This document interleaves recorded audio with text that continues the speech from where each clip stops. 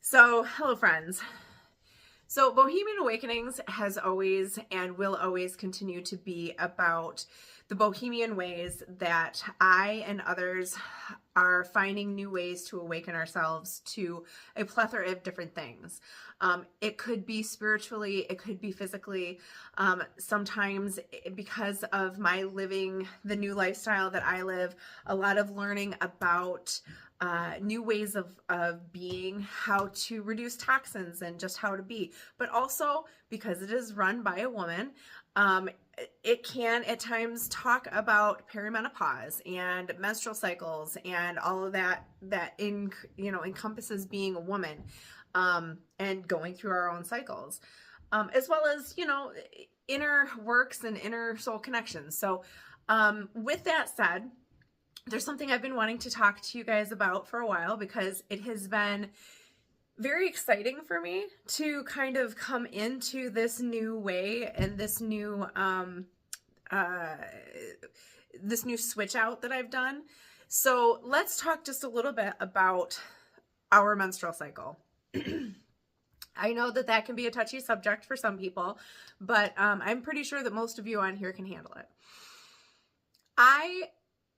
In the switch that I started making with the toxins, this started years ago with starting and switching out things like plastic wrap for beeswax wraps, and or getting rid of all the plastics in our house and replacing it with stainless steel or glass or copper. Making sure that all of our cleaning supplies, for the most part, were as environmentally friendly and as toxin free as possible, especially now that we're at the homestead. We don't want any of that going into our water system, because then that will eventually leach into our drinking water. So things like that. One of the things that has been a huge switch, and it's been very different for us, is our toiletries as far as our paper products. So I'd probably say 4 years ago, I started doing a gradual switch from toilet paper to cloth toilet paper. And the cats are going crazy. It was a little bit of, I don't know, it was a little bit of a struggle. It was a little weird for me at first. My husband thought it was really weird.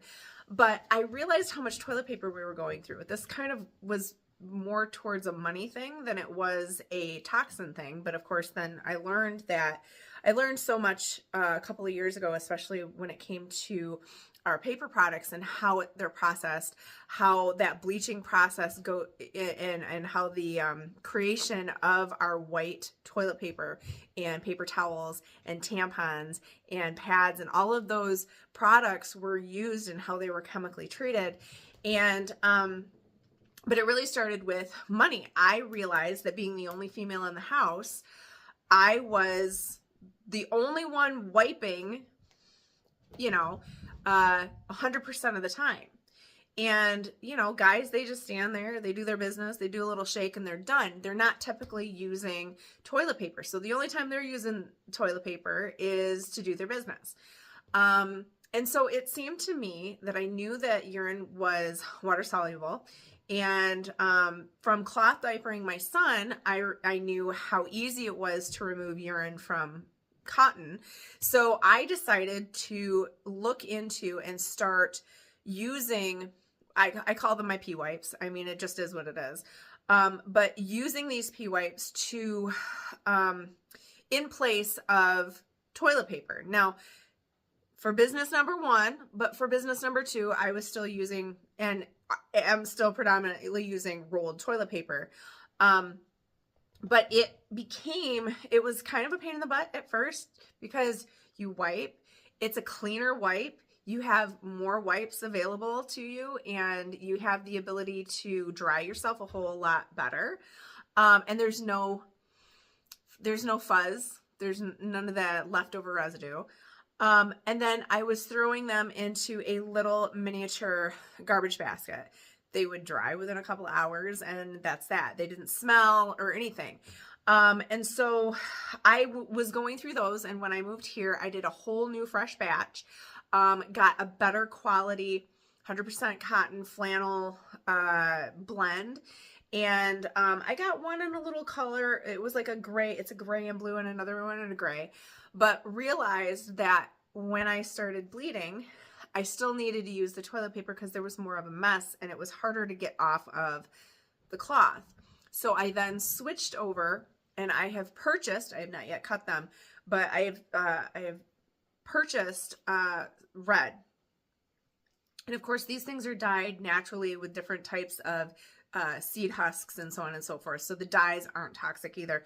But as far as our little pee wipes go, this is a little basket that clips on the wall next to our toilet.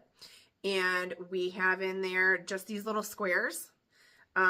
They're big enough for a nice wipe. They cover the whole hand. And usually I'll put them like this, and I go like that. So you get a whole, and you get a whole wipe. And you can fold them over, get another wipe, and you're good. And usually just one of these is sufficient for pee, for wiping up the remnants of liquid. And then I just take this whole thing and I throw it in the little trash, and it dries. And every couple of days when I'm doing laundry, I just sprinkle the trash can into the laundry, and it washes up really well. So I don't even, if you see, I don't even do like the, what's that? A little black fuzz on there. I don't do the edges. The edges will fray out, and then you're just fine. Like the first couple washes, they'll fray, but it's just fine. And it's very, very soft. It's absorbent. And yeah, it saved us a ton of money, and I feel a whole lot better about what I'm using it myself. As far as number 2 goes, I've always wanted a bidet. I do still have the diaper sprayer, but because our hot water tank is so close to the toilet, I think that we would be able to do on-demand hot water with a bidet. So I'm trying to convince my husband of that. He's hard to convince with things, but we think that that would be a really good, I think that that would be a really good alternative. But also what I learned is that napkins that you get at some place like Wendy's that are just brown and just, you can still see all of the like wood flecks in them, those are actually less toxic than the toilet paper that we're getting at the store. And I was almost like tempted to look into, because yeah, they're not Charmin Soft or whatever, but the chemicals that go into fluffing up all of those products and then bleaching them is just, it's so bad. But I also don't have the money to buy a whole bunch of organic, non-toxin toilet papers either. So, you know, doing the best we can. The other thing that I have along with my wipes is I make rose water. I make a huge, huge batch of rose water. And I use that for cleaning. I tried lilac this year. It didn't work very well. I'll try it again, but the rose water works really well, and you can just, use them like wet wipes, you know, if once you've used your toilet paper, your traditional toilet paper, but you want a little bit cleaner feel, spritz one of these down, use it like a wet wipe, throw that in there too. Again, urine and feces are both water soluble, and yeah, you just throw them in the washing machine and it goes away. So no big deal. But the big thing, big thing. I mean, I've talked about this before and how we treat toilet paper in the house. We also did a switch for, hold on a second. My cat wants to go outside. Come here. Go. You want out? Go. Sorry about that. The other thing is that I really wanted to talk to you about, and I've been very excited about, it's been in the testing for like the last year and stuff, is feminine products, cloth feminine products. I was not sure that this would be something that I could do, but I did, and it's great, and saves us a ton of money, and I feel so much better about the toxin issue. So I'm going to tell you some of the things that I have done, that I've come up with. I wish that I could say that I am awesome and I would make these up and sell them. I don't know that I would. It's a lot of cutting of the same repetitive thing. But I want to show you what I've got, and maybe this will spark and inspire you to look into something new for you. I would say probably about 2 months ago. Now, this is well before I learned anything about, or no, wait, this is well after I learned anything about the bleaching and the formaldehyde and all of the nasty shit that's in our feminine products. God, it was this post where a woman was like, she was trying to debunk something about them talking about the pads, even brand new pads, when you open them and you put them up against the light, you can see that there's mold inside of them. And I was like, no, that's just bullshit. Cause like it's the filling bunches up. It's a little bit more dense, whatever. So I had some extra pads. I do keep regular feminine products on hand in case I have a friend over that needs them, or if I'm in a super pinch and I need to leave and I don't have, I need to put something in my bag for, right away. But I had a large absorbent pad. I had a medium panty liner, and they were brand new, and they were by the brand Honey Pot. So Honey Pot's supposed to be like the really good one, right? I did that. I opened up a brand new package. I put it over the light, and sure enough, there was this yellowy, greeny, moldy looking thing. And I'm like, okay, whatever. So I ripped it open. It was yellowy and greeny and moldy. Those things were probably only, I bought them this summer and put them in there and stashed them in there. And they're expensive. And it was the same thing with the panty liner. The same thing. So it was just a reassurance to me that I was doing the right thing when it came to really switching out feminine products. Obviously, when you're dealing with tampons, you run the risk of toxic shock syndrome. Oh, it's too cold out there for you, Mr. Huh? He wants back in. Yeah, you think you're big and bad until it hits 11 degrees, and then you're like, nope, that's cold. So anyways, I'm going to share with you the things that I have put in place in order to support my time of the month and in a toxin-free way. So the first thing that I decided to do when I was first doing this entire thing is, sorry, Matt walked in, had to stop. Anyways, so when I was on my beginning of my journey, I really thought, I just need something to cover up the underwear or whatever. There are lots and lots of different shapes that you can use. These just happen to work for me. I wear thongs. Yes, many people don't like thongs. I don't wear full back underwear. So my shape is conducive for what I wear. And, I have very specific underwear that I have used for years, and they are incredibly comfortable. No, they don't give me a up the butt, but it's what I wear. So if you wear full underwear or, the boy shorts or whatever, Jesus, leave me alone. Stop it. But this is why I chose the shape that I chose. But shape here is a nice little shape. You can use it front ways or back ways. And stop it. Get down. Cats. I chose black for obvious reasons, but I wanted to have kind of a pretty design. So all of the designs that I chose have a black background. But the black felt that I got was actually a organic cotton blend that was dyed with linseed or husk, or I'm not really sure what it was, but it was a toxin-free kind of a dye. So it's not a traditional dye. So anyways, I went through and I did different layers, different thicknesses. This was the first one. This was kind of like the panty liner. This is only just, how many pieces is this? This is just the one. This is two pieces of the black felt, and then you can pick any cotton you want for a different color. But then this one is for like a panty liner. And then I did a thicker one with four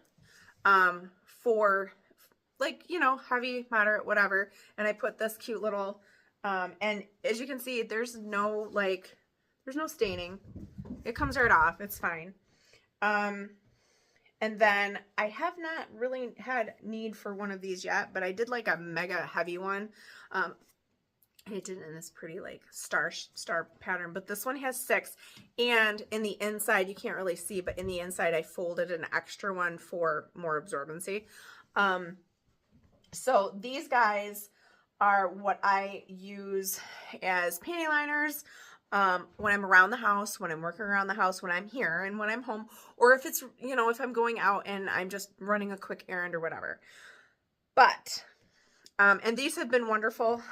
When I sew them up, they're all nice and tight, but they do, you know, they do fray a little bit. And I'm sure that if you have a sewing machine at home, you could probably do a little bit better job. I don't care. It doesn't bother me in the slightest. So this is the thing that I just started a couple months ago, and I'm very excited about it, is tampons. A homemade cotton reusable tampon. Now, some people might think that that's gross, but again, you have to remember blood, feces, urine, it's all water soluble. There is no like bacterias that you have to really worry about when you're dealing with blood. When you're dealing with your own blood, it's clean. It's not gross. And what I did is I measured the size of the tampon that I liked, and I made it just a little bit smaller. And this is just one piece folded in half. And then I go through and I roll it. There are some designs out there where there's like a cotton rope attached. I don't really feel the need to do that. That's not really a necessity for me. But all I do is I roll this up, and you can either A, shove it up in there, or B, what I chose to do, because I'm a smartikins, is I took a tampon applicator and I cut it. I cut it where these guys actually come out. And I didn't do all of them. I only did 3 of them. But I made it bigger. So then I can take this and I can put it right in here, just like a regular tampon. Of course, I've got nails, which I don't normally have, so this is making it a little bit more difficult. But I put it right in there, and then I have the ability to then put it right up and push it out. And yeah, it just makes it a little bit easier for application. And then you can just, if you want to put a string on it, you can, or you can just pull it out. But pretty simple, pretty easy. Just put it and, right? So the reason I have it in a coil is because if you dissect a normal tampon, they're either in a coil or they're in a configuration of different layers that will absorb and will expand. Same thing for this, but it's soft. It doesn't pinch. I have noticed that with tampons that are really, really heavily packed, that sometimes they can pinch down in the areas that don't feel so good. So yeah. But this right here has changed everything for me when it comes to my feminine products and my feminine care and how I deal with going to the bathroom. And this is one of the biggest switches that I have done as far as toxins.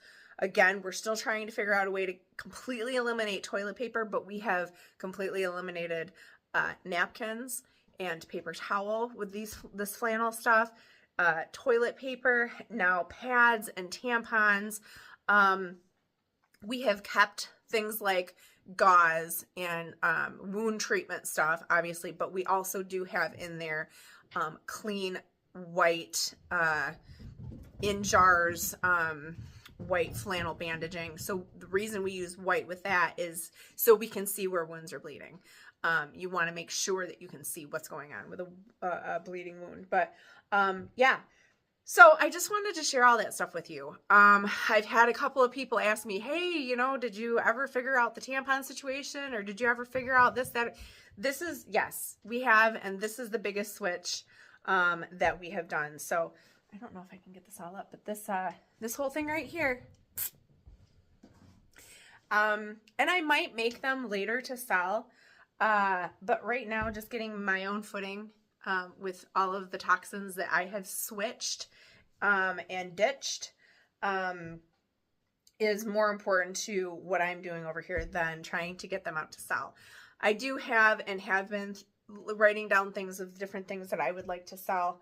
I don't know how much of these I would want to try and make, but it's a possibility. So, but again, there's lots of different designs on there. There are some designs that are your typical tampon shape, or not tampon, typical pad shape with the wings that you can snap. I had considered putting a snap on these, but it really wasn't necessary. They didn't move anywhere. You can also do really small ones if like you only need something for a little small panty liner. They were like called like little pedal inserts that were basically like 4 times smaller than this, and they just like sit right up in you. But yeah, if you're interested in doing this, there's definitely a lot of resources online, and it works, and it's helpful, and it's not gross. And when one of these is done, all I do is rinse it really good in cold water. Yes, it's an extra step, but when you're talking about actually doing something to remove toxins from your home, that one extra step of rinsing something in cold water and then throwing it in a garbage can or a little receptacle to get washed in a couple days, it's really not that big a deal. The other thing that I have been considering is I used to have a bunch of waterproof wet bags for when I was cloth diapering Brandon. And I used to have one that was just about yay big. And I really wish that I could find another one. I may have to go on like a cloth diapering like site or whatever, but I would like to have another one because if I'm out in public and I need to deal with this, I have a place to put it instead of having to like wrap it up or throw it away or whatever, like you usually do on a tampon wrapper. You've got the plastic and you just shove it in there or whatever. But if I find that, I will let you know, and I will, you know, tell you where to get it if it's something you're interested. But again, this is what I've done, and it's really worked well. And I hope that this has been informative and helpful for you. And, yeah, so follow along for more like ditch and switch ideas. Because of the new lifestyle that we are living, it is imperative to our lifestyle and very important to us that we live as toxin-free a lifestyle as possible. We believe that we are probably around 85% toxin-free. We do have some things that we just can't get rid of, like bleach. Bleach needs to be part of our house, not all the time. And we do make our own like diluted bleach sprays, but things like bleach is a big thing. And, you know, I do my nails sometimes, like I've done them like 3 times in the last 2 years, which is a huge difference than what it used to be because there's the formaldehydes in the glue. And so, you know, we're not perfect, can't be perfect, but, yeah, if you want more ideas, just keep following along and I will post things and put them in the ditch and switch file. So, okay. Well, I hope you have a great day. Stay warm. It's very cold outside. And we'll talk soon.